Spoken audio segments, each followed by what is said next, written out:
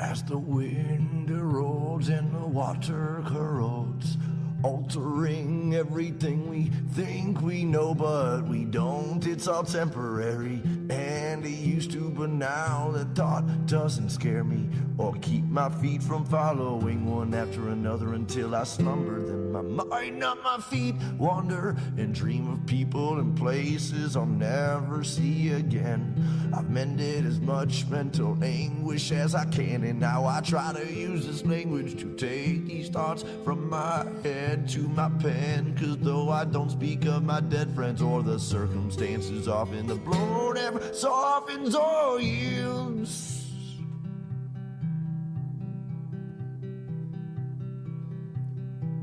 I'm in a desolate field, lonesome stargazing, night blazing, chasing traces of remembrance and reverence of relevant friends and acquaintances, and faceless and nameless names and faces. And while my mind is racing through these photo albums and quotations, all these people and places far from me, for only land and stars I see when I'm outside of the mile-high city, which is not my city, for I was born 1,000 miles northeast of there, in the land of beer and lakes and pistol fire on MLK's birthday, where there is no minorities and segregation's mandatory. But that's a whole nother story altogether, and no matter the weather or hardships that any place brings, I'll still laugh when people shiver and say it's freezing, or say, hey, no, wait, I already had 18 mixed drinks, but I guess it's a Midwest thing, and I'm a mess from a dirty city and brought most of this filth I've gathered with me.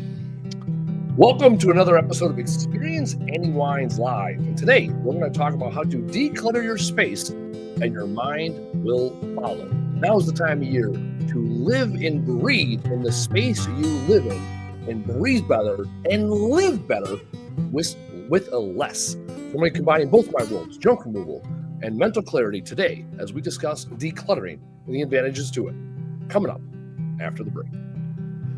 My work labors on as lovers sleep in each other's arms, remaining calm and collect. I begin my self-reflection process of redemption. Honestly, I don't know where this road leads, or if I'm even going. Could be rowing upstream, or worse, chasing my dreams to the peak, to finally be somebody doing something with what I have, rather than saying again and again that I can't and I won't anymore from this day forward. Cause Lord knows the past is set in stone, the present is yours to mold and to use for future uses. I know I'm a nuisance, I'm told, cause I'm neither young nor giant nor gnome. I don't sleep on these streets usually, though I've made thrones of my own. I don't sit well with idle hands, though don't know what to do when I'm home all alone. I'm a menace thrown from society, and as it lies to me, I'll smile silently as others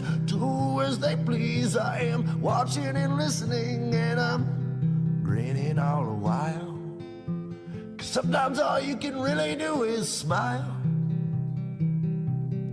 So as the work labors on, I'll keep on singing my songs, and this day is never done. We just keep on spinning around that sun, and well, through all these miles and trials, all I've learned to do is smile. Is to smile.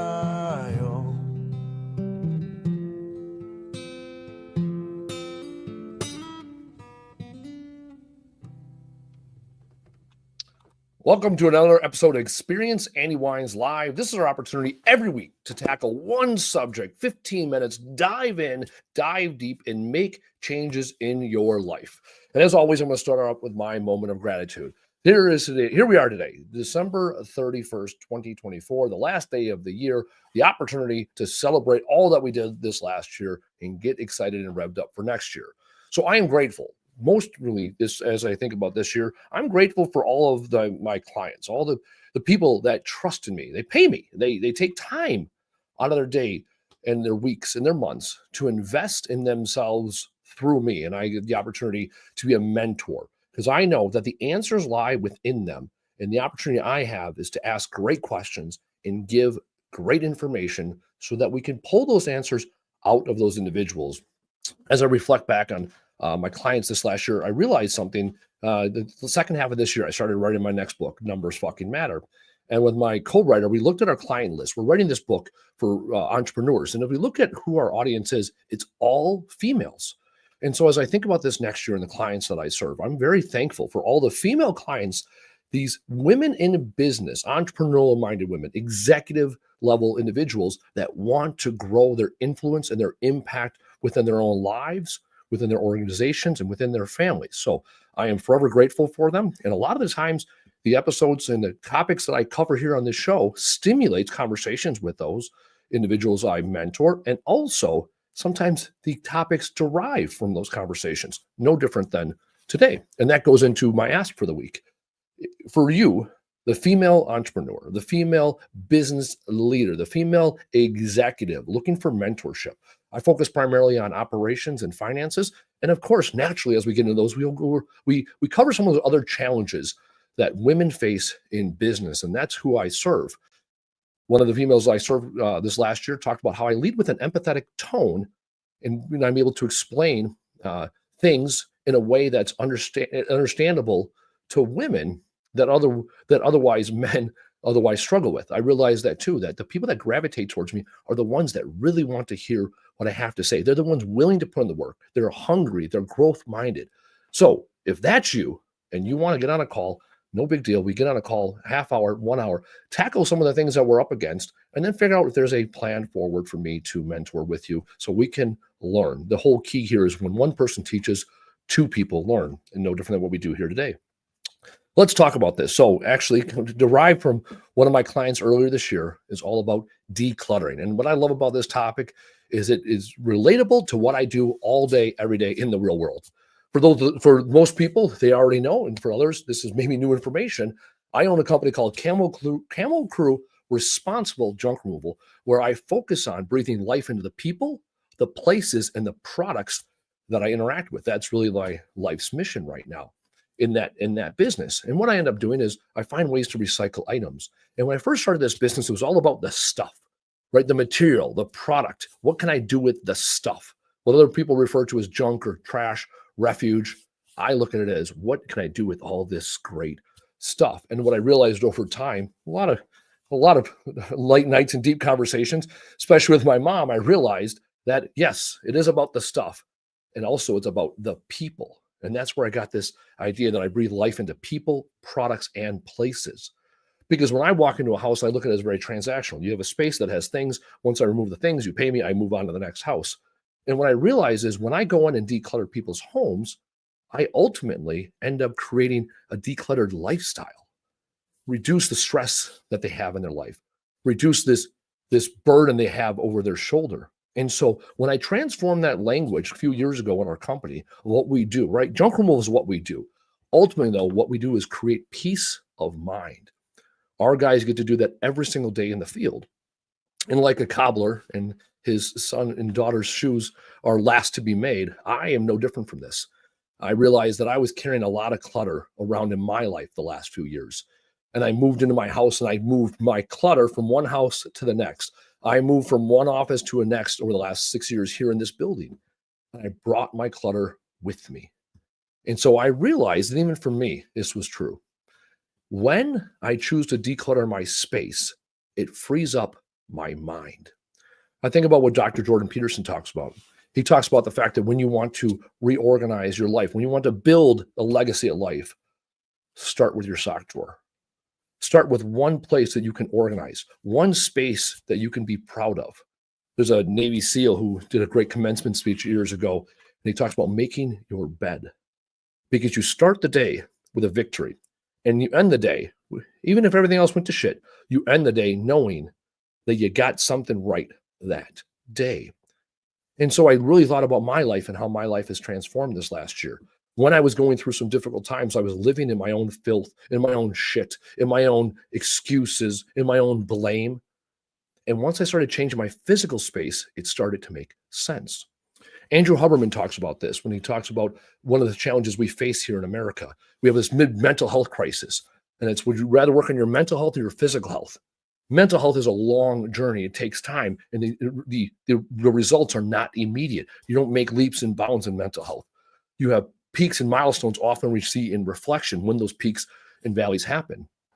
However, when it comes to your physical body, your physical space, you can make leaps and milestones immediately. Earlier this year, I took a lot of things that I had. I moved from my old house. I moved into my new house, and then I put them in my garage. They sat in my garage for 6 months. I moved out of my house. I moved into my warehouse, and I remodeled my house. Okay, follow the timeline. So now these items have been in my house for a year, sat in the garage. I moved in 18 months ago and never unpacked the boxes. So for 2 years, I had boxes and bins. I moved from one house to another house. I never opened. And yet my garage was full. My basement was full. So finally this year, I started decluttering my house. I rediscovered things that I loved, and I found tons of things that did not serve me. I had a junk drawer at my old house that I dumped into a bin. When I remodeled, I took the same junk drawer. It was a big bowl, decorative bowl my mom gave me.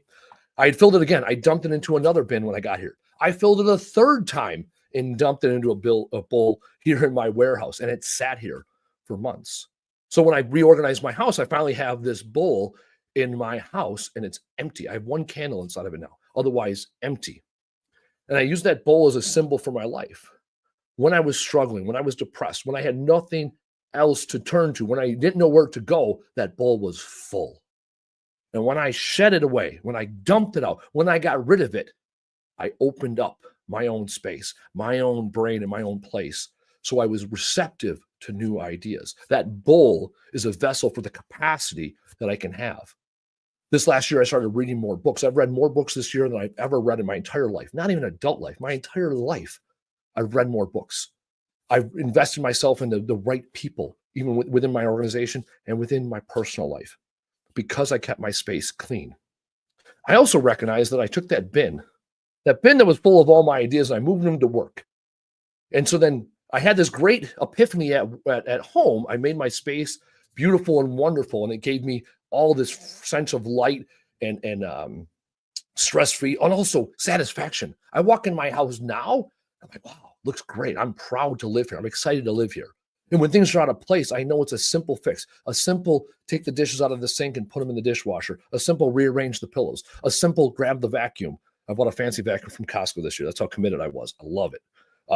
Yeah, shout out. Forget the Shark. Forget the Hoover. Forget the whatever Dyson. They don't pay me to say it. I love my Dyson vacuum. I'm a grown man, 40 years old, and I'm happy and proud. I got me a $400 Costco Dyson vacuum, and I am ecstatic. It's like the thing I use the most outside of maybe my George Foreman. I'm still a bachelor at the end of the day. Anyhow, I digress. Now that I clean the space at my house, I'm excited to keep it clean, keep it healthy. What I realized, though, I took all that junk and all that clutter, and I moved into this office. This space here was full of clutter. And this fall, I was going through some shit, as people do. And I had a weekend with nothing to do. And I could have sat at home and been unproductive. I could have sat in the woods and stared at the trees and pretended to hunt. I could have sat at home and read pages of books and never remembered them. Or I could do something a little bit different. So I decided to come in here on a Saturday afternoon, and I cleaned out my office. First time in 7 years since we moved in this building, I actually took time to take things out of my office. This is my creative space. This is the space that I do my podcast. This is the space that I stand here in front of you all and preach my ideals to the world. And yet on the other side of that camera, I was living a lie. The imposter syndrome was staring me right in the face.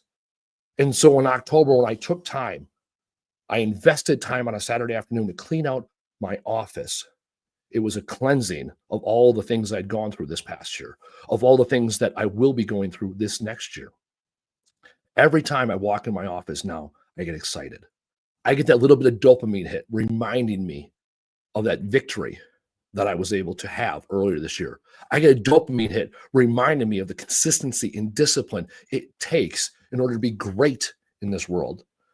I get that dopamine hit reminding me that this is only the beginning. There are so many more things I can do. At one point, going through and cleaning out my office was this insurmountable task. And yet here I am with a clean office. And now maintaining the clean office is much simpler than it was to overcome that mountain in the first place. And this is no different than exercising, diet, quitting smoking or drinking alcohol, right? All these things that over time I've mastered. 3 or 4 years ago, I was not dieting. I still drank alcohol. I never went to the gym. And now I can say I'm proud. I fast 16 hours a day, at least 5 days a week. I go to the gym 2 days a week without fail. I haven't had a drop of alcohol in almost 2 years because I chose to declutter all of my bullshit. I moved out of a house that did not serve me. I moved into and remodeled a house that served me. I built it for me and now I maintain it. So I have this vessel ready for new ideas, new people, new thoughts, new experiences, because I live a clutter-free life. And even though I talk about it, 9 years next year, I'll have been in business. Even though I preach about it, I speak on a national level about the importance of recycling and removing and clearing up your space. I too was guilty of falling into that trap. And so what am I asking of you is this year? Two things. What are you guilty of? What do you carry every day that you know that does not serve you? Everyone's got something. Where is your imposter syndrome showing up? And what can you do about it? That's the first thing. For me, it was the decluttering. I live a life of a certain way. I talk one way and I do another. And the second thing, what can you do to declutter? We all have decluttering to do in our lives, whether it's starting in your sock drawer. This week, as you're putting away Christmas decorations, which ones serve you? As you transition from winter to summer and summer to winter and spring, and you're going through your closet, what clothes no longer serve you? Do you really need 3 closets, 15 jackets, 74 hats? Because once you start decluttering the stuff, the simple stuff in life, right? Because life is complicated. Decluttering the simple stuff is simple. Getting rid of the 37 spatulas. Oh, I didn't even think about it. I'm going to share with the world. This shows how domesticated I am. I bought new cookware this year. I bought new cookware and new Tupperware this year. So Tupperware was a couple months ago. I talked about it on the show. I almost paused it. I got rid of all my old Tupperware. Now my Tupperware all fits and I have lids for all the things. Awesome. Feel good every time I have leftovers. Like, ooh, look at me. Adulting with my Tupperware, Flexware. I don't know. There's Costco. Hashtag Costco. And this last year, just last week, I was cooking and my pans are falling apart. And I thought last time I bought pans was when I got home from Gitmo 9 years ago. I bought myself cookware when I got home and moved into my new house 9 years ago. So I got new cookware. I bought new cookware and I got rid of the old stuff instantly. Didn't even double down and have double. No, I put it in my truck. I brought it to my warehouse. It will be repurposed or recycled like that. And it's all because I have this vessel of new ideas. Instead of standing there over the kitchen saying, man, this cookware sucks. I wish I had this. I wish I had that. No, I saw opportunity where other people, when I saw a challenge, I thought, ooh, new cookware. What do I go with? I went with Hexclad. Another shout out, Hexclad. I'm just promoting everybody today. 'Tis the capitalistic season. Mostly 3 reasons. 3 reasons I bought the Hexclad. 1, Gordon Ramsay was their spokesman. Love Gordon. 2, they swore. All right, I like that, right? A brand that stands behind what I stand behind. And 3, they use hexagons, and hexagons are the bestagons. It's my favorite shape. Again, some people have favorite dinosaurs or designer brands. I have a favorite shape, hexagons. Hexagons are the bestagons. Look it up on YouTube. There's a great video on that. Anyways, now I've digressed. Declutter your space. You can take control of your life when you can take control of your space. You can choose to get defeated by the pile here and the pile there. The closet that doesn't have enough hangers. The stuff you trip over every day on the in and out.